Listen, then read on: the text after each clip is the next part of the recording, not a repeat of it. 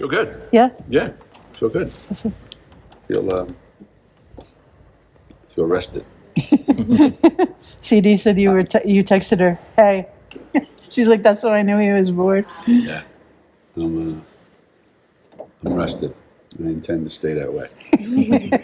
Did you get sick again, or were you still worn out and you hadn't given yourself enough time to rest from the first flu or whatever? Yeah, it was,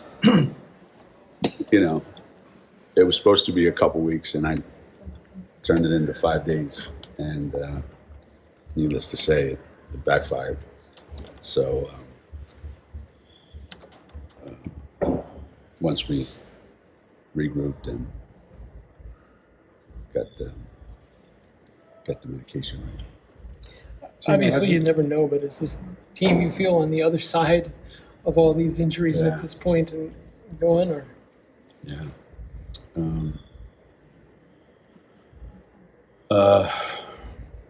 Hard to say, we kind of, at one point, we're kind of settled in with a certain group and waiting on Easy.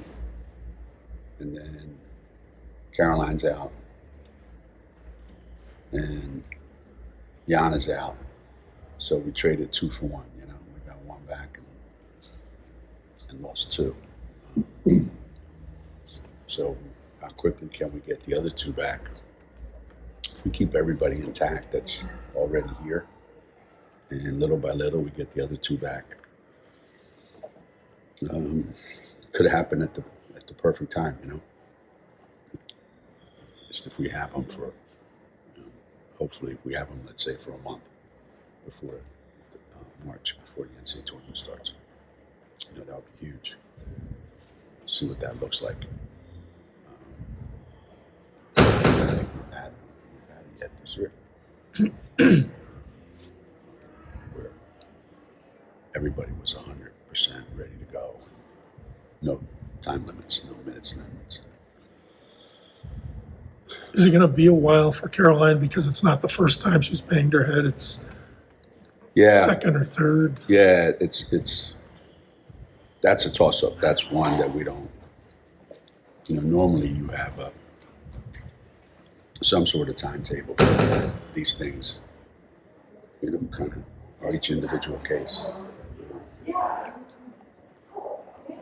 So Nika, when the Princeton game, hers was just a couple days and she was back. I don't know. Caroline just, it's confounding to me. Like, she just keeps hitting the same spot all the time. And there was one point, I think it was the Marquette game. She got whacked pretty good. And I was about to take her out, but we couldn't get it out on time because the horn had blown, so she had to stay in. And she cuts, takes 3 and goes in traffic and makes a layup. And I said, there's just no keeping her away from contact. So She needs a red jersey, like football. I guess.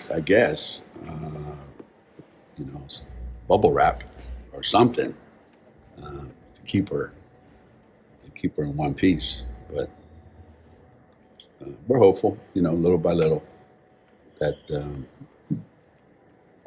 she tries to do a little bit more every day, and every day the more she does, the better. The better she responds. So, has it? You mentioned kind of getting a kick out of this team's collective personality, this particular group, the last couple of years. Is it particularly uplifting for you to be around these kids, considering you've had a pretty rough few weeks or month emotionally and physically? It seems like. Or do they just drive you crazy? I noticed at the St. John's game,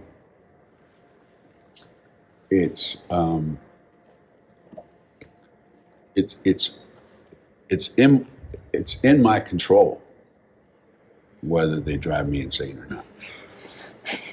It just dawned on me, I came back and I said, why am I letting them drive me crazy?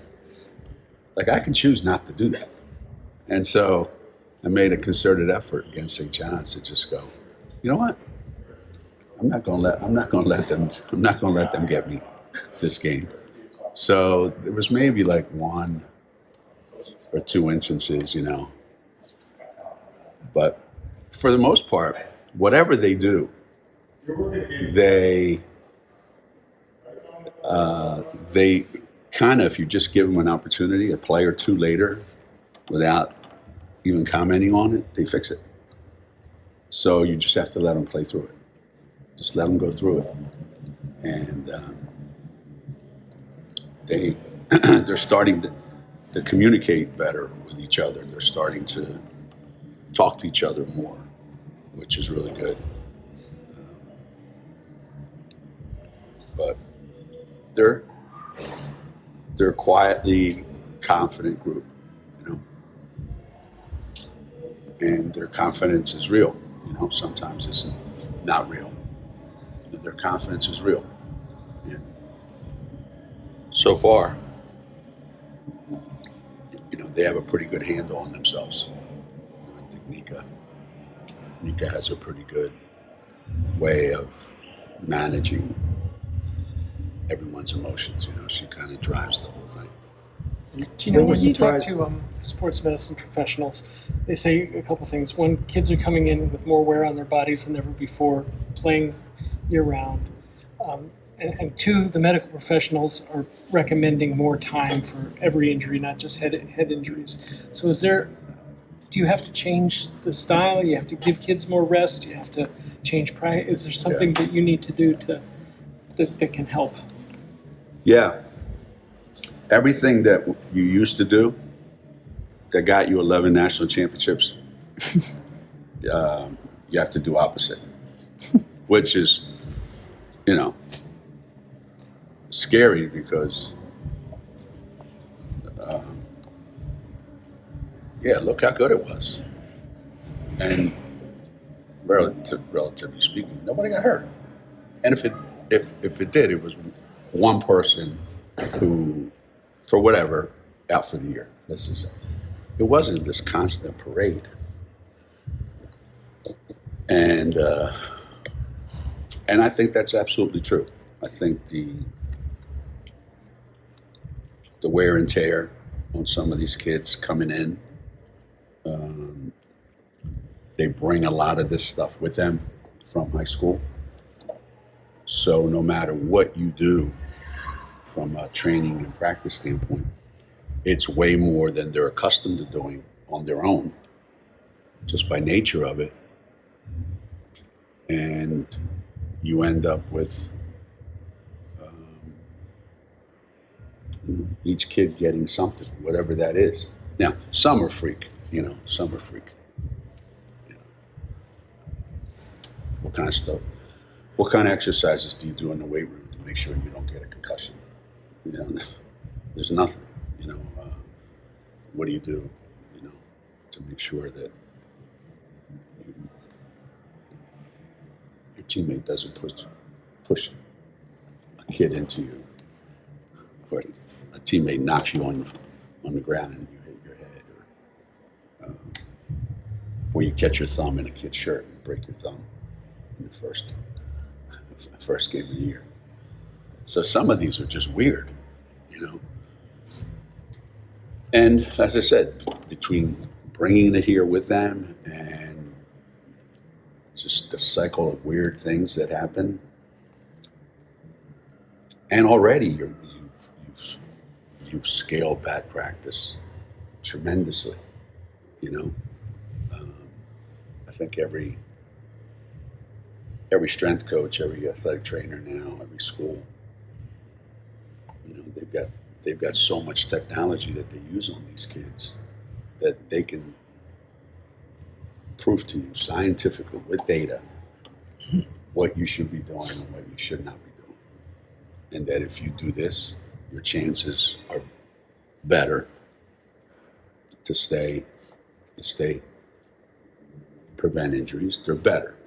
Nothing's foolproof. And if you do this, you're going to increase your chances of doing it. So everybody goes by the data. It used to be, we went with what I see. How old's this data that we're using? How old's this technology? Mine's 48 years old, my technology. Maybe my technology's outdated. Maybe I gotta, reboot it. But we try to go with what the data says. And for the most part, what happens, the energy level,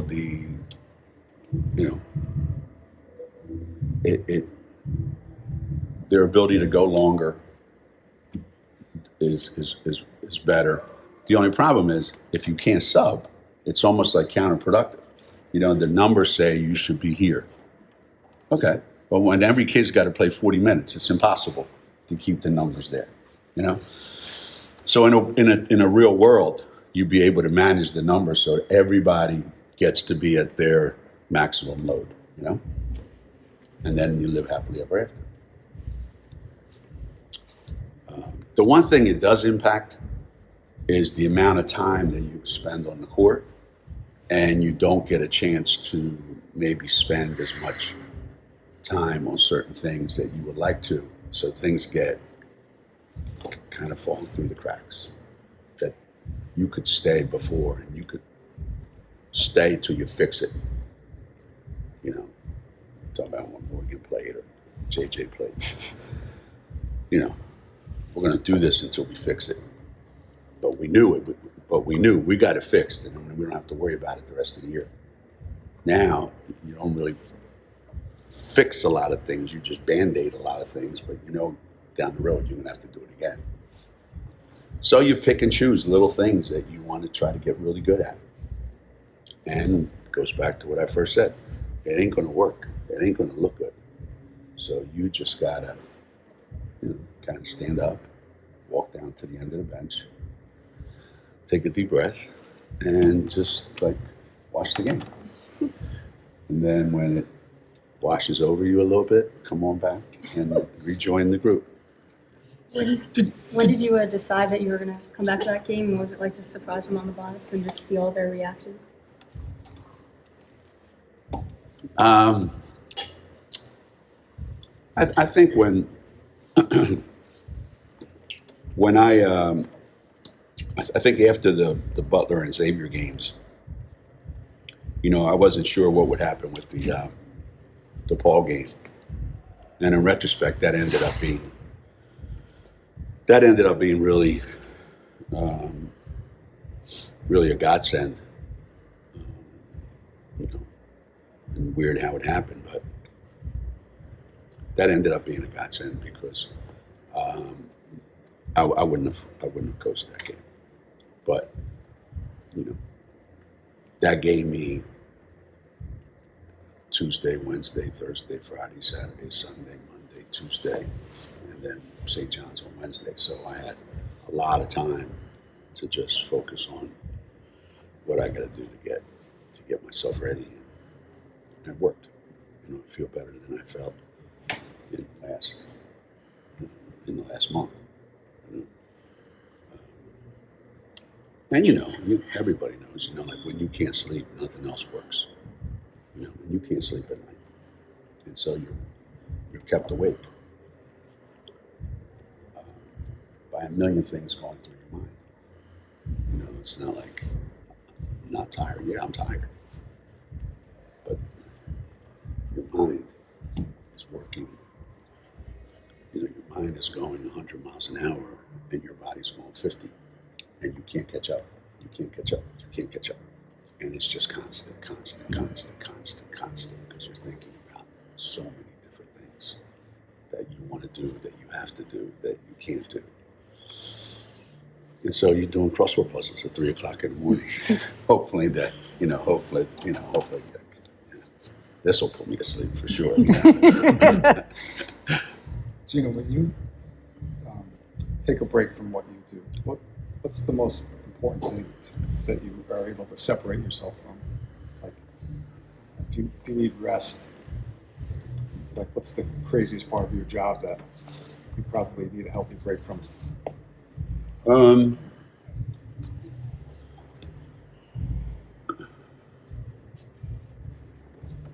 The planning and the decision making that you have to be responsible for every day. You know, what's our focus this week? What's our focus today? You know, every day. You know, it's what's our focus on recruiting today, this week, and what's our workout this week, and what do we have to fix this week? What's the game plan for the next game coming up? So there's a lot, and you get, you know, the flu or whatever it was that was going around our team. You know, you knew every fourth or fifth day you were going to get it harder because it just kept going around. You know, you go, I feel better today. You say, yeah, we'll just wait 3 days. You get, hit again. So you're physically tired, and mentally you get tired with all the other stuff going on. And when you can just walk away from that for a little bit, and you know that you have a staff that has all that under control 100%, it really does free your mind up completely. That you can actually, for a couple of days, just sit back, take a deep breath, and not feel like you have to hurry up and get to somewhere to do something, to fix something, to handle something. You know,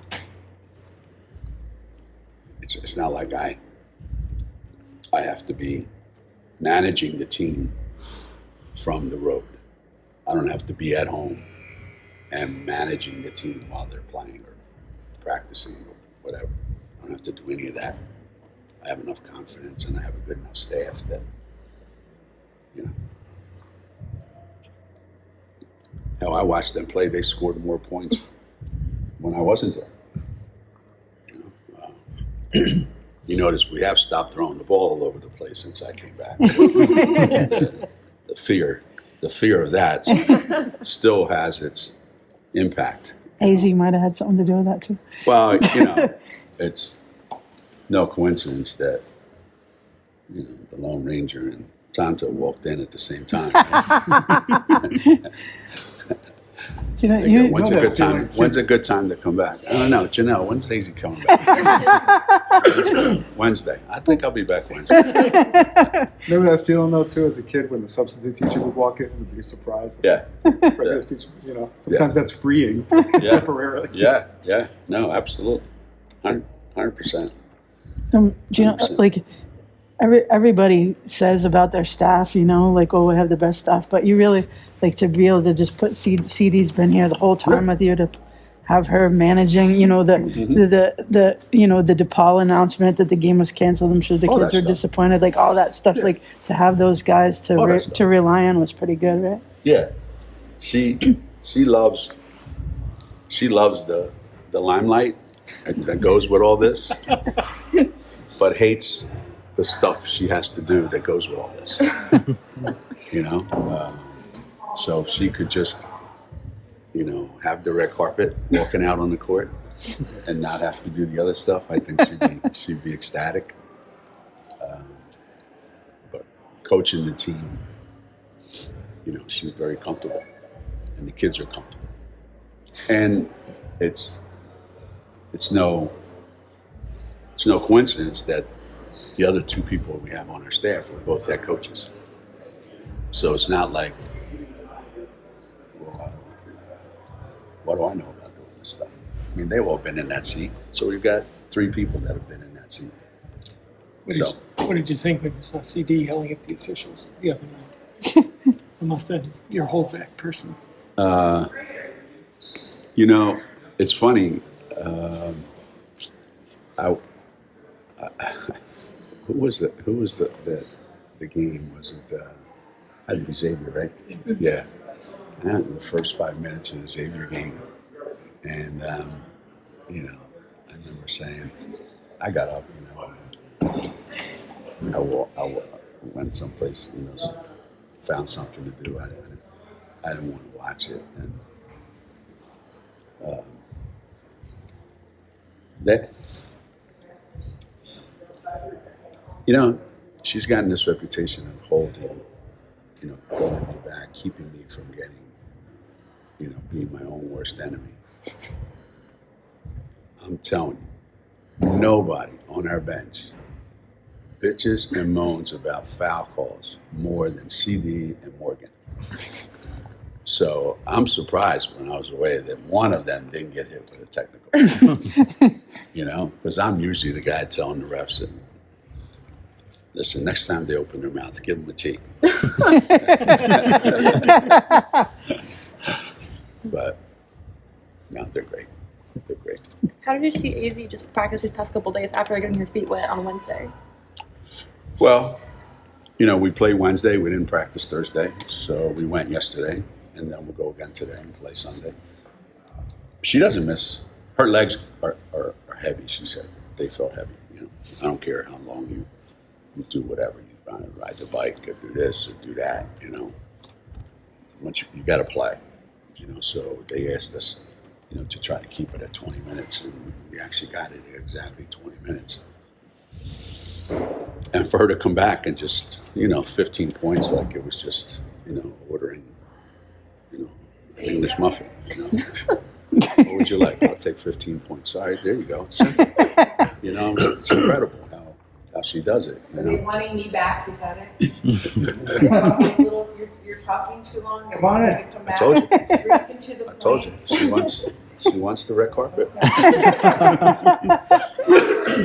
She wants the red carpet. We're ready. We're almost ready. So when she steps in and is able to like right away, you saw some things that, how quickly she gets that shot off. Her defense is so good. There was 2 or 3 cuts that she made to the basket where she had to make a tough catch and a tough shot. She's the only one on her team that can do that. So you got Lou over there now, and you got AZ over here now. There's a lot more space on the court all of a sudden. And if Carol was around, there'd be even way more space. So how many minutes, we can keep adding, we'll see. But yeah, it's such a comfort, knowing we're not going to go very long. We're not going to have a long drought. Between Lou and AZ, we're not going to have a long drought. We're not going to go 5 minutes without getting a bucket. And so that's a really, really, really good feeling. Geno, how did you stay grounded during the last month, personally, and how did you see the team also stick together with everything that was going on, injury-wise, with you being gone, with the game being postponed? I think, I think when you go through something like that, you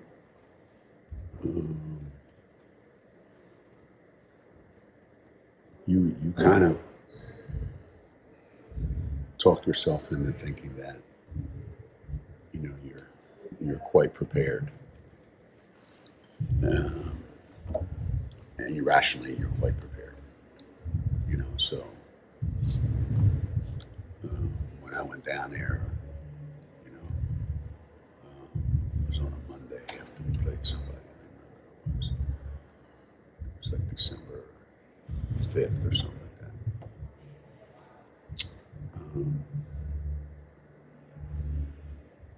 You think that you can handle whatever's coming next. And the next couple of days, when you know it's imminent, and you're there for 3 days and you're not. Again, that's when the first, like you're up 24 hours a day, and you try to get everything done that you need to get done. Say everything you need to say, and try to put a final ball on it. But it's like the delayed effect that happens. The initial rationalization, like, of course, this is the way things are supposed to happen. This is how it works. But then after the fact, and if it was just you, but then you see the effect that it has on, my sister, who's been probably with her every single day for the last 3 years. That's like a huge loss for her. So every time you saw her and you saw her face and saw her reaction, it triggers another one in you.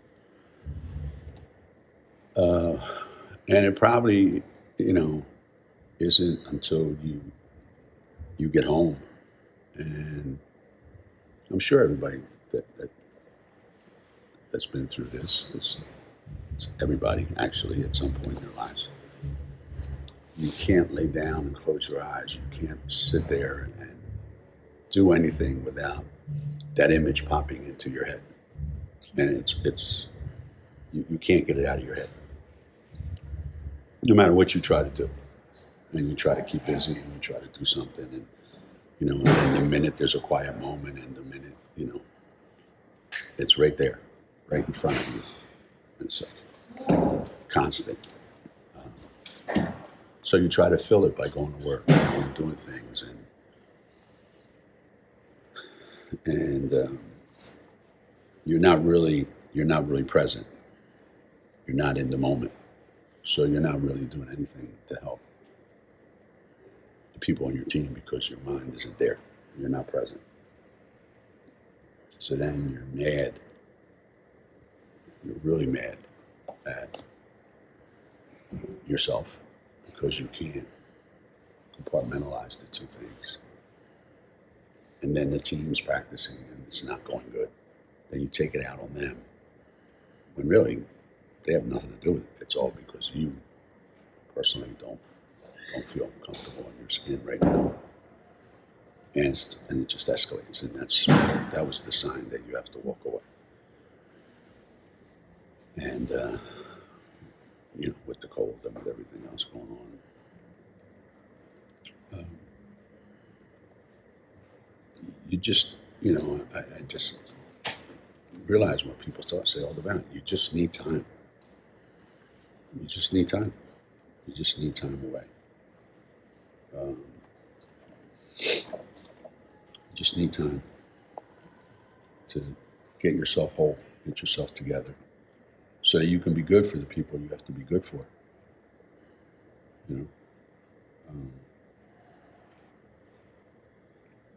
Kids have problems, kids have issues, kids deal with things, and you don't want them coming to practice and for 2 days being totally out of it. And you're saying, hey, you need to be able to block that out. Well, it's easier said than done, right? But it was good because it cleared my mind of a lot of things, and it made me realize how simple it is to do this if you just keep it in perspective and keep it simple. Nothing is as hard and nothing is as complicated as we make it. There's a very simple answer to most things. You just got to be willing to accept that you don't have any control over it. That you can't dictate how it's going to go. once you realize that, I think it's kind of liberating. That Nika's going to do what she's going to do. That's all there is to it. And the more you let it make you crazy, it's going to affect how you do your job, and it's going to affect her. So, I think coming to the realization that we're going to win Sunday, or we're not going to win Sunday. Our job is to be prepared for Sunday. And if we play well, we're going to win. And if we don't, we're not going to. And Monday morning, we're going to wake up. And if we won, the day is the same. And if we lost, the day is the same. And we got a game Tuesday at St. Home. So I think you almost have to take a NBA coach approach or NFL coach approach, where you don't have time to dwell on what if, what just happened, how could that happen? You can only keep your thoughts on what do I have to do? What's my next step? What's my next step? And after all these years, believe it or not, I take every pass, every dribble, every cut, every box out, every single thing personally to heart. Like, I didn't do a good enough job coaching them. I should have done a better job of teaching that box out. I should have done a better job of how to make that pass so we wouldn't have 28 turnovers, blah, blah, blah, blah, blah, blah, blah. And just go on and on and on and on. And it's debilitating at times for coaches. And the only thing that I found to be truly liberating is, you don't have the ability to control it. And once you relinquish control of it, you do feel a sense of calm and peace, and I'm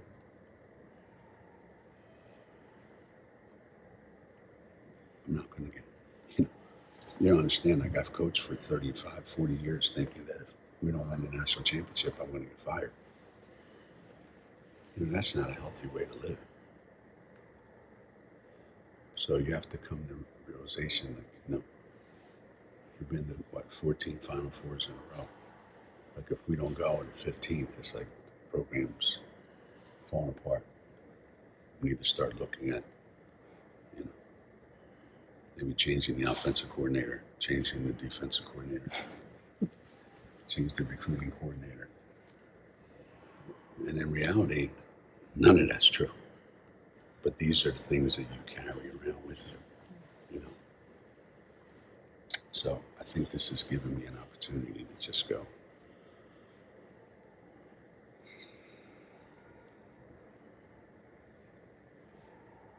it is what it is. We have a thing in Italian, all the old guys, when I was a kid, and I would have questions, and I worked with a bunch of them, and I would always ask questions. None of them went to school. Most of those, they were expert stonemasons and bricklayers and carpenters,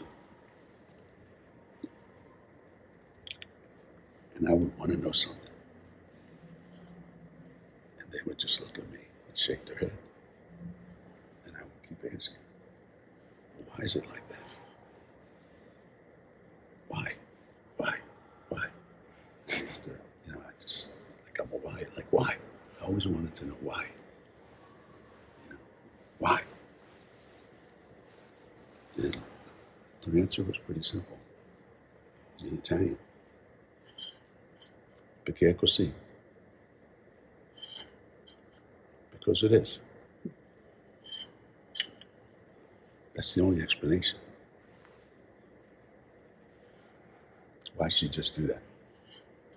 Because she did. And what are you going to do about it? Nothing.